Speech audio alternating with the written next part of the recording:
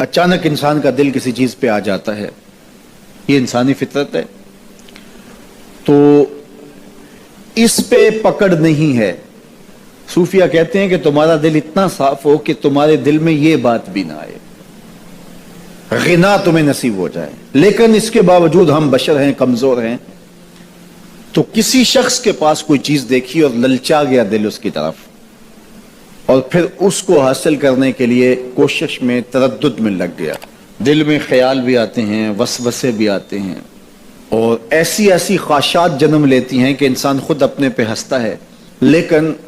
ایسی خواہشات جس کی اتباع میں چل پڑا، جس کی خواہش میں چل پڑا، تو یہ ہلاک کر دینے والی چیز ہے۔ آرزو کا پیدا ہو جانا، حتیٰ کہ آرزو تو آرزو رہی، وسوسے کے پیدا ہو جانے پر بھی پکڑ نہیں ہے اگر اس کی اتباع نہ کی جائے۔ صحابہ نے حضور سے عرض کیا، حضور ہمیں ایسے وسوسے آتے ہیں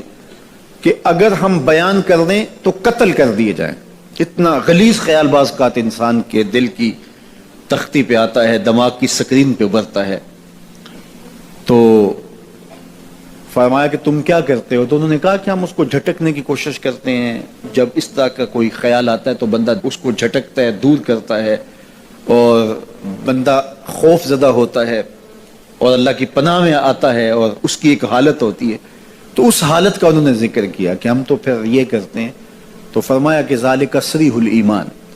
یہ تمہارے واضح ایمان کی علامت ہے کہ اس وسوسے کے بعد جو تمہاری طبیعت میں بے چینی اور بیزاری پیدا ہوئی، اور اس کو دھکیلنے کے لیے، اس کو خیال سے ہٹانے کے لیے، اس کو تصورات سے دور کرنے کے لیے جو تم نے کوشش کی، یہ تمہارا ایمان تھا جو کھڑا ہوا، اور تم اس سے بچنے کی کوشش کرتے ہو، تو یہ تمہارے ایمان کی علامت ہے۔ تو خالی وسوسہ اگر کتنا ہی غلیظ کیوں نہ ہو،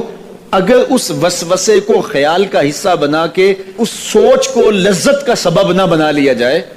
حتیٰ کہ غیر محرم کے اوپر آپ کی نظر پڑ گئی، تو فرمایا النظرۃ الاولی لک والثانیۃ علیک، جو پہلی نظر تجھے حاصل ہوئی تو وہ تیرے لیے ہے، لیکن اگر تو نے نظر کا تتبع کیا اور پھر تیری نظر نے دوبارہ پیچھا کیا تو وہ تیرے اوپر وبال بن جائے گی۔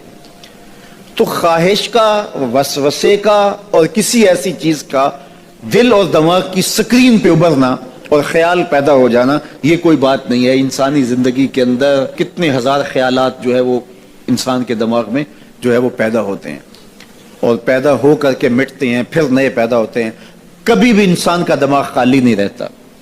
ہر وقت سوچتا ہے۔ آپ اگر یہ طے کر لیں کہ میں کچھ نہیں سوچنا، تو یہ سوچ رہے ہوں گے کہ میں کچھ نہیں سوچنا۔ یہ کبھی ہو نہیں سکتا کہ آپ کا دماغ ہو اور اس کے اندر جو ہے وہ کوئی خیال نہ چل رہا ہو، ہزاروں لاکھوں خیالات کا ایک ہجوم گزرتا ہے۔ تو انسان کا دل، دماغ اس طرح بھاگتا ہے۔ آپ اچھے لوگوں میں رہیں گے تو خیالات پاکیزہ ہوں گے۔ دیکھیے، آپ گندگی کے ڈھیر سے گزر رہے ہوں گے تو خیالات اسی طرح کے ہوں گے نا، اور اگر پھولوں کی روش سے گزر رہے ہوں گے، صحن چمن سے گزر رہیں گے تو خیال اس طرح کے ہوں گے نا۔ آپ جو ہے وہ کسی بازار سے گزر رہے ہوں گے تو خیال اس طرح کے ہوں گے، اور مدینے کی گلی سے گزر رہے ہوں گے تو پھر خیال اسی طرح کے ہوں گے نا۔ اس وقت آپ کے خیالوں کی دنیا کسی اور جہاں میں آباد ہے، اس لیے کہ آپ رسول اللہ کا فرمان سن رہے ہیں، لیکن اگر